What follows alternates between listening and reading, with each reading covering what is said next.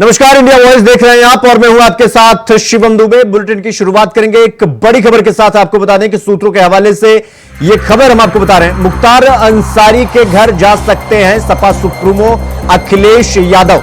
मुख्तार के परिजनों से मुलाकात कर सकते हैं अखिलेश यादव। ये सूत्रों के हवाले से हम आपको बड़ी खबर बता रहे हैं। स्वामी प्रसाद मौर्य और ओवैसी जा चुके हैं मुख्तार के घर और सोमवार को धर्मेंद्र यादव मुख्तार के घर पहुंचे हुए थे और अब अखिलेश यादव मुख्तार अंसारी के घर जा सकते हैं। ऐसे सूत्रों के हवाले से खबर है जो हम आपको बता रहे हैं। तो इस वक्त की बड़ी खबर, मुख्तार अंसारी के घर अखिलेश यादव जा सकते हैं। आपको बता दें कि 28 मार्च को हृदय गति रुकने की वजह से यानी हार्ट अटैक होने की वजह से मुख्तार अंसारी की मौत हो गई और इसके बाद उनके यहां उनके परिवार को सांत्वना देने के लिए, ढांढस बनाने के लिए तमाम पार्टी के नेता उनके घर पहुंचे। ऑल इंडिया मजलिस-ए-इत्तेहादुल मुस्लिमीन यानी AIMIM के सर्वेसर्वा असदुद्दीन ओवैसी और RSSP राष्ट्रीय सोशलिस्ट समाज पार्टी के अध्यक्ष भी उनके यहां पहुंचे, स्वामी प्रसाद मौर्य, और अब अखिलेश यादव भी पहुंच सकते हैं। ये सूत्रों के हवाले से बड़ी खबर बता रहे हैं। हालांकि आपको बता दें कि धर्मेंद्र यादव मुख्तार अंसारी के घर जा चुके हैं और अब अखिलेश यादव पहुंच सकते हैं मुख्तार अंसारी के घर। ऐसे सूत्रों के हवाले से ये खबर सामने निकलकर आ रही है। तो ये बड़ी खबर हम आपको बता रहे हैं। मुख्तार अंसारी जिनके हृदय गति रुकने की वजह से उनकी मौत हो गई। हालांकि समाजवादी पार्टी से लेकर तमाम विपक्षी जो नेता हैं वो कह रहे हैं कि ये कस्टोडियल डेथ है, जिसे Bharatiya Janata party normal death साबित करने में लगी हुई है। तो ये बड़ी खबर हम आपको बता रहे हैं। 28 मार्च को हृदय गति रुकने की वजह से मुख्तार अंसारी, माफिया मुख्तार अंसारी की मौत हो गई थी, जिसके बाद अब विपक्ष के तमाम जो नेता हैं, जो पार्टियां हैं, जिनके उनके नेता अब मुख्तार अंसारी के घर उनके परिवारजनों से मिलने, सांत्वना बनाने, ढांढस बनाने के लिए वहां पर पहुंचे हुए हैं। तो AIMIM से लेके राष्ट्रीय सोशलिस्ट समाज पार्टी तक उनके घर जा चुके हैं और तमाम पार्टियों के नेता उनके समर्थन में खड़े हुए दिखाई दे रहे हैं, उनके परिवार के समर्थन में खड़े हुए दिखाई दे रहे हैं। और अब अखिलेश यादव जो लगातार मुख्तार अंसारी की मौत का अलग तरीके से समर्थन कर रहे हैं, प्रत्यक्ष नहीं परोक्ष रूप से, अब वो अखिलेश यादव मुख्तार के घर उनके परिजनों से मुलाकात करने पहुंच सकते हैं। हालांकि ये सूत्रों के हवाले से ये खबर हम आपको बता रहे हैं। तो अखिलेश मुख्तार अंसारी के घर पहुंच सकते हैं, ये बड़ी खबर हम आपको बता रहे हैं, क्योंकि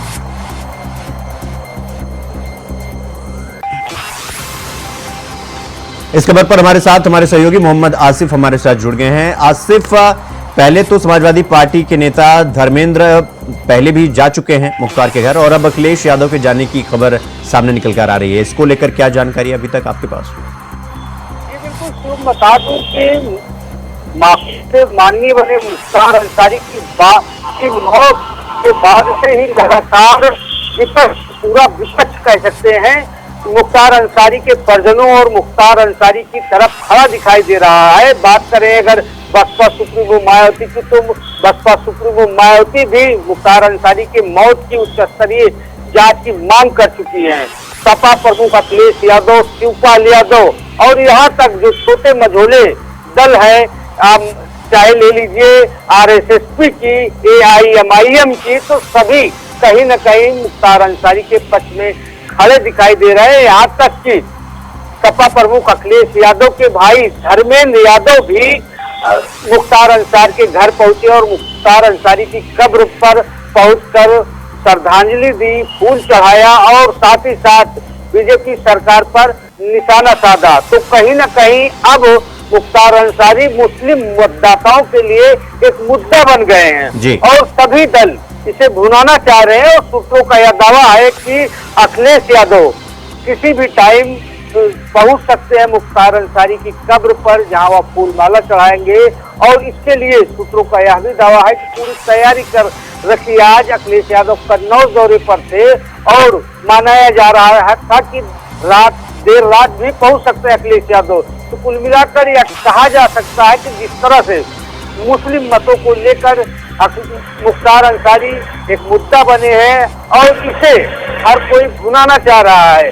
और बात करें समाजवादी पार्टी की, तो समाजवादी पार्टी के भाई आजमगढ़ में चुनाव लड़ रहे हैं धर्मेंद्र यादव, और जो मुस्लिम बहुल सीट है, और यही वजह है कि धर्मेंद्र यादव भी सांत्वना देने और सरकार के खिलाफ बोलने पहुंचे थे। लेकिन अब जिस तरह से हर रोज सियासी करवट जो है, पूरी सियासी सरगर्मी और सियासी समीकरण मुख्तार अंसारी को लेकर बदल रहे हैं, इसे सपा गंवाना नहीं चाहती। अगर मुस्लिम मत मुख्तार अंसारी को लेकर समाजवादी पार्टी से नाराज हुआ तो इसका असर आजमगढ़ समेत कई सीटों पर देखा जा सकता है, क्योंकि जिस तरह से आपने देखा भी होगा कि मुख्तार अंसारी के जनाजे में जो है हजारों की भीड़ इकट्ठा हुई थी। हर कोई मुख्तार अंसारी के मौत की उच्च स्तरीय जांच की मांग भी कर रही थी और 5 बार विधायक। आसिफ, यही तो सवाल है ना कि अखिलेश यादव अब जब मुख्तार अंसारी के घर जा रहे हैं, ऐसा सूत्रों के हवाले से खबर है, तो सवाल तो यही है कि क्या सिर्फ उनके परिवार वालों को सांत्वना देने, ढांढस बनाने के लिए जा रहे हैं, या ओवैसी के जाने के बाद अखिलेश यादव के दिल में जो वोट को लेकर खलबली मची हुई है, वो खलबली उन्हें वहां जाने पर विवश कर रही है? शुभम बता दूं कि जिस तरह से आरएसएस की प्रमुख स्वामी प्रसाद मौत के बाद एआईएमआईएम चीफ असदुद्दीन ओवैसी पहुंचे मुख्तार अंसारी के घर, इससे कहीं न कहीं सपा की टेंशन भी बढ़ गई। और उसके बाद धर्मेंद्र यादव पहुंचते हैं, क्योंकि समाजवादी पार्टी को यह पता है कि मुख्तार अंसारी जिस तरह से राजनीतिक गलियारे में पकड़ रखते थे, कभी मुलायम सिंह यादव मुख्तार अंसारी के करीबी हुआ करते थे, और यहाँ तक कि बसपा सुप्रीमो मुख्तार अंसारी कारखास हुआ करते थे। तो ऐसे में राजनीतिक पकड़ भी मुख्तार अंसारी की बेहद मजबूत थी।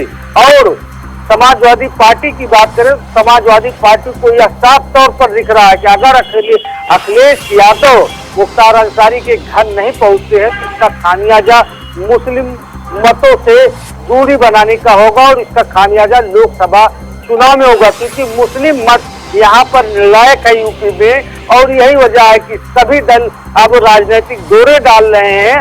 और यहाँ पर बात करें तो कभी मुख्तार अंसारी को सपा प्रमुख अखिलेश यादव ने पार्टी से निकाल भी दिया था, लेकिन इस समय जो लोकसभा का चुनावी मुद्दा मुख्तार अंसारी बन चुके हैं, इसको अब जो है कहीं न कहीं अखिलेश यादव दूसरे नजरिए से देखना चाह रहे हैं। और बात करें जनाजे की, आसिफ, अब सवाल मेरा यह है आपसे कि क्या अखिलेश यादव एक त्रिकोणीय ट्रैप में फंस गए हैं? मैं ये क्यों कह रहा हूं, क्योंकि अगर देखा जाए तो बीएसपी 16 लोकसभा प्रत्याशियों में से 9 मुस्लिम को वोट देती है।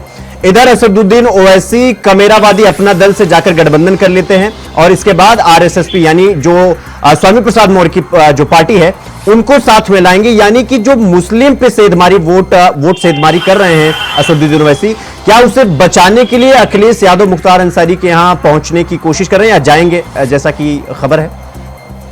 जी बिल्कुल, शुभम बता दूं कि यही हकीकत भी लग रही है, क्योंकि जिस तरह से सपा प्रमुख ने एमओआई का नारा दिया था और पीडीए को लेकर इसमें मुस्लिमों के भी शामिल होने की बात कही थी अखिलेश यादव ने, लेकिन जिस तरह से इंडिया गठबंधन में समाजवादी पार्टी शामिल हुई, हिस्सा बनी, लेकिन उसके बाद हर रोज सियासी समीकरण बिगड़ रहे हैं। और यहाँ तक जो हवा चल रही है अखिलेश यादव के खिलाफ बिल्कुल विपरीत दिख रही है। पल्लवी पटेल और एआईएमआईएम चीफ ने जिस तरह आपस में गठबंधन किया, इसका भी नुकसान समाजवादी पार्टी को हो सकता है, इंडिया गठबंधन को हो सकता है। पल्लवी पटेल ने बड़ा हमला भी बोला, और जिस तरह से असदुद्दीन ओवैसी मुख्तार अंसारी के घर पहुंचे, इसके भी कई मायने निकाले जा रहे हैं। और इसी दौरे असदुद्दीन ओवैसी के दौरे से समाजवादी पार्टी भी पूरी तरह से टेंशन में आ गई है। और बात करें मुख्तार अंसारी की जनाजे की, तो बहुत बहुत धन्यवाद आपका हमारे साथ जुड़ने के लिए, जानकारी साझा करने के लिए। तो सपा ने मेरठ हापुड़ लोकसभा सीट से प्रत्याशी बदलकर सरदना विधायक अतुल प्रधान को प्रत्याशी घोषित किया है। प्रत्याशी के बदलाव को लेकर लंबे समय से चली आ रही चर्चाओं पर विराम लग गया। सोमवार देर रात सपा ने यह घोषणा की। समाजवादी पार्टी के राष्ट्रीय अध्यक्ष और पूर्व मुख्यमंत्री अखिलेश यादव ने अनुसूचित जाति के बुलंदशहर निवासी भानु प्रताप सिंह को मेरठ हापुड़ लोकसभा सीट से प्रत्याशी घोषित किया था। उसी के साथ भानु प्रताप को बाहरी बताते हुए पार्टी के अंदर ही विरोध शुरू हो गया था।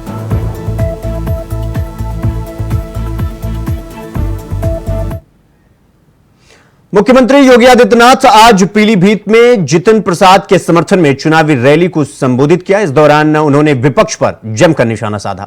सीएम योगी ने कहा कि पीलीभीत की जमीन बहुत उपजाऊ है, यहां के किसान सोना उगाते हैं, लेकिन पिछली सरकारों में किसान आत्महत्या करने के लिए मजबूर थे। पिछली सरकारों में युवा के हाथों में तमंचा होता था, हमने रोजगार दिया। सपा और बसपा की सरकार में कर्फ्यू लगता था, हमने कर्फ्यू मुक्त प्रदेश बना दिया। अब कांवड़ यात्रा भी निकलती है और सौहार्द और शांति भी बनी रहती है।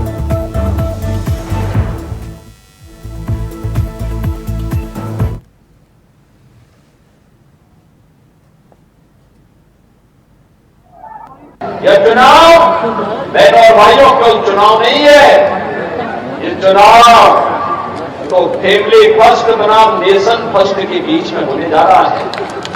याद करिए, सपा हो या कांग्रेस, उनकी ओर से उस पार्टी का अध्यक्ष केवल एक खानदान का ही व्यक्ति हो सकता है। और यहां पे मोदी जी के बारे में जब चर्चा करते हैं, एक सामान्य गरीब परिवार से निकल करके पूरा जीवन देश के लिए समर्पित करते हुए उनके लिए 140 करोड़ का भारत ही उनका परिवार है। ये मोदी जी के कारण आज भारत के बारे में दृष्टिकोण होता है। और इसीलिए जब एक चुनाव की बात आई है तो फैमिली फर्स्ट बनाम नेशन फर्स्ट, अपने परिवारवादियों को वोट देना है या देश के बारे में सोचने वाले लोगों को वोट देना है। और देश के बारे में सोच को आगे बढ़ाते हैं, कैसे सुरक्षित और खुशहाल माहौल में आगे बढ़ने का एक अवसर हमें प्राप्त होता है। ये चुनाव माफिया राज बनाम कानून के राज में चुनाव है। सपा कांग्रेस बसपा के लोग आएंगे तो फिर माफिया राज भी साथ लेके आएंगे।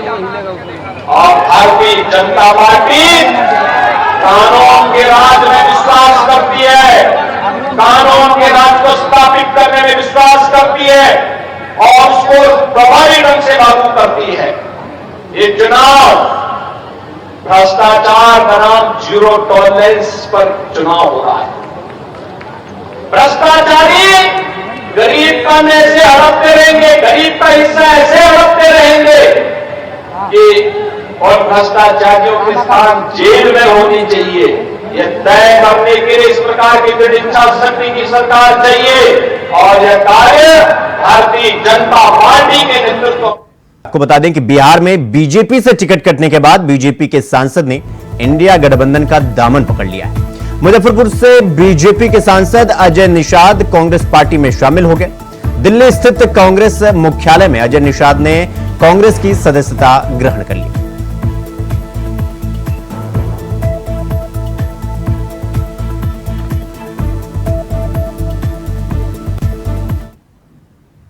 मेरठ हापुड़ लोकसभा संसदीय सीट के लिए भारतीय जनता पार्टी से प्रत्याशी घोषित हुए अरुण गोविल ने आज नामांकन किया।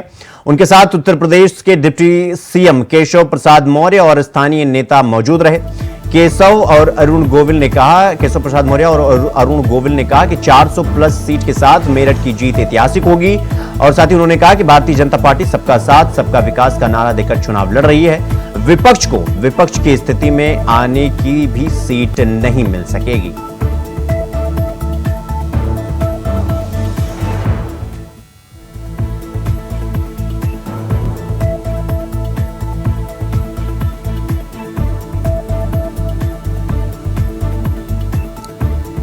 तो बीजेपी प्रत्याशी अरुण गोविल ने आज नामांकन किया।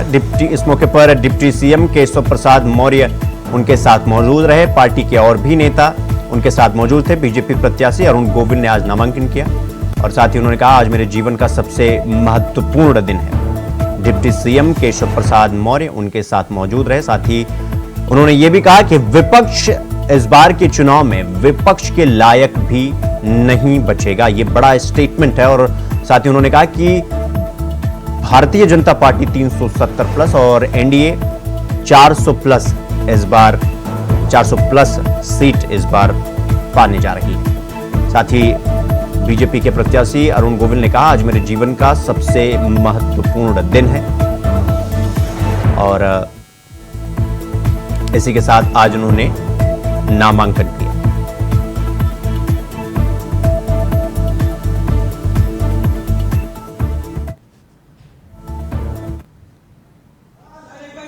गोविल जी हमारे साथ मौजूद है। सर, आज पूरी जगह रोड शो हुआ, जगह जगह लोगों को इतना प्यार मिल रहा है, क्या कहेंगे? बहुत उत्साह है यहाँ के भाइयों और बहनों में, सभी लोगों में, और आई एम श्योर कि पॉजिटिव एनर्जी है। तो जो भी कुछ होगा, जो हो रहा है इस समय, उसके बहुत पॉजिटिव संकेत हैं कि सब अच्छा होगा। सर, एक पहले देखा जाता था नेता जाते थे वोट मांगने के लिए, हाथ जोड़ते थे। आप जहाँ जा रहे हैं पुष्प वर्षा हो रही है। मुझे लोग प्यार बहुत करते हैं, मुझे मेरा सम्मान बहुत करते हैं और राम जी आज पूरा देश राममय हो रहा है, तो वो भी एक कारण है। तो और बाकी तो राम जी की कृपा होती है भाई, फाइनली। तो सर, क्या मानते हैं, जिस तरह से और पार्टियों के प्रत्याशी भी उतार दिए हैं, सपा ने उतार दिया है, तो किससे मुकाबला मानते हैं मेरठ में? नहीं, मेरा मुकाबला, मैं मुकाबले को लेकर चलता ही नहीं, मैं सोचता ही नहीं कि किससे है मेरा मुकाबला, किससे नहीं है। मैं अपना काम करूंगा, हमारी पार्टी अपना काम करेगी, हमारा संगठन अपना काम करेगा और बस दैट्स इट। मुकाबला क्या करना है इसमें, मुकाबला नहीं होता। हम अपना पूरा जो हमारी शक्ति है, जो श्रम है, जो परिश्रम है, वो हम पूरा करेंगे, 100% करेंगे। तो जनता का सर इतना प्यार मिल रहा है, जगह जगह प्यार मिल रहा है, उसको देखते हुए लोग कह रहे हैं कि असली राम वापस मेरठ पहुंचे हैं। भाई आप देखो, ये उनका प्यार है, उनकी श्रद्धा है भगवान राम के प्रति, जो वो मेरे स्वरूप देखकर उसमें व्यक्त कर लेते हैं। मुझे ऐसा ही लगता है, बाकी मैं तो एक इंसान हूँ, एक मानव हूँ, बस that's it। क्या मानते हैं, ये उत्तर प्रदेश में 80 की 80 सीटें जिस तरह भारतीय जनता पार्टी के लिए, तो आने की पूरी संभावना? ये तो मैं नहीं बताऊंगा। देखिए, ये जो हर पार्टी का, हर व्यक्ति का एक लक्ष्य होता है, उस लक्ष्य को पूरा करने के लिए उसे ये तो मानकर शुरू से चलना ही पड़ेगा कि मैं, अब कोई प्रत्याशी होता है वो उसे, अगर वो शुरू से ये मान ले कि मैं नहीं जीतूंगा तो कैसे जीतेगा, नहीं ना। तो इसलिए जब 80 सीटों का लक्ष्य रखा है तो यही कहा जाएगा, क्यों नहीं जीतेंगे, वाई ना। कोई रीजन नहीं है मुझे लगता कि क्यों नहीं जीतेंगे। तो ये थे हमारे साथ भारतीय जनता पार्टी के प्रत्याशी अरुण गोविल जी, जिन्होंने बड़ी ही बेबाकी से हमसे बातचीत की है। Sadiq Khan, India voice, Meerut. तो वहीं समाजवादी पार्टी की प्रत्याशी रुचि वीरा का मुरादाबाद में विरोध अब तेज हो गया है। कांग्रेस पार्षद और एसटी हसन के समर्थकों ने रुचि वीरा का विरोध किया है। सभा के दौरान जमकर हंगामा भी देखने को मिला। दरअसल प्रत्याशी बनने के बाद से अभी तक एसटी हसन से अभी तक रुचि वीरा ने मुलाकात नहीं की है, जिसको लेकर नाराजगी देखी जा रही है। मुस्लिम समुदाय के आए दिन रुचि वीरा का विरोध कर रहे हैं।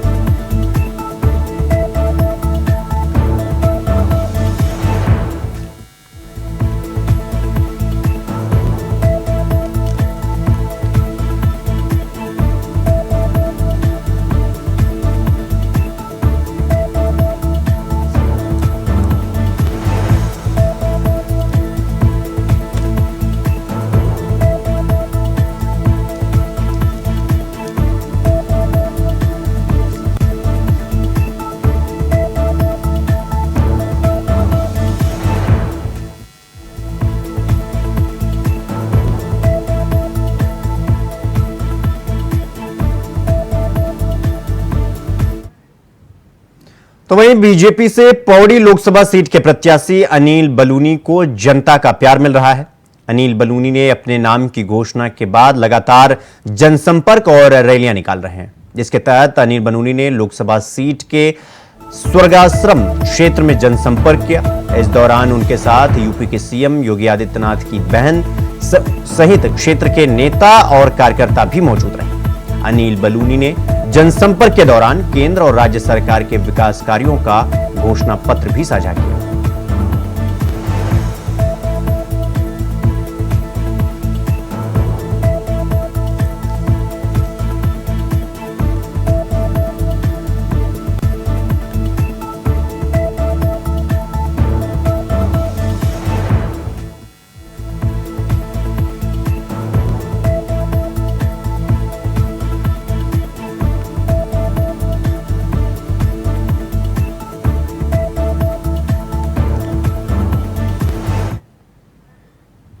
लखनऊ में बेशकीमती संपत्तियों से अवैध कब्जा हटाने के बाद एलडीए का खजाना दमक उठा है। वित्तीय वर्ष में एलडीए ने रिकॉर्ड 2629 करोड़ रुपए की संपत्ति बेची गई। लखनऊ विकास प्राधिकरण के उपाध्यक्ष डॉक्टर इंद्रमणि त्रिपाठी ने जानकारी देते हुए बताया कि संपत्तियों के आवंटन में पारदर्शी प्रक्रिया लागू करने से खरीदारों का रुझान बढ़ गया है। व्यावसायिक और आवासीय भूखंडों के ई ऑक्शन में भी जमकर बोली लग रही है। अब तक 2058 करोड़ रुपए में 138 भूखंड और 83 दुकानें बिक गए।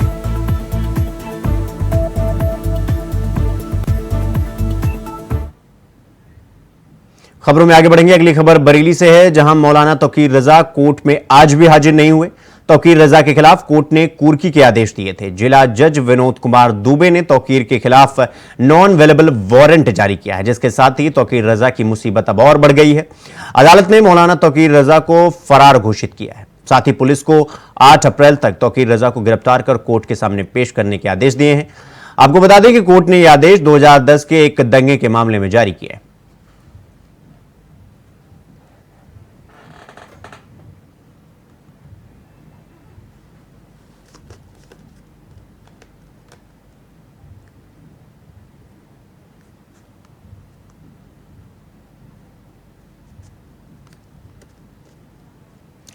तो तौकीर रजा के खिलाफ कुर्की के आदेश जारी कर दिए गए हैं। तौकीर रजा की अब खैर नहीं है। तौकीर रजा अब जेल जाने वाले हैं, क्योंकि उनके खिलाफ नॉन अवेलेबल वारंट जारी कर दिया गया है और पुलिस को यह सख्त हिदायत दी गई है कि उन्हें जल्द से जल्द गिरफ्तार करके कोर्ट के सामने पेश किया जाए। तो 8 अप्रैल तक कोर्ट में पेश करने के आदेश भी दिए गए हैं। इसी के साथ बुलेटिन में इतना ही। देश दुनिया की तमाम खबरों को देखने के लिए देखते रहिए इंडिया वॉइस। नमस्कार।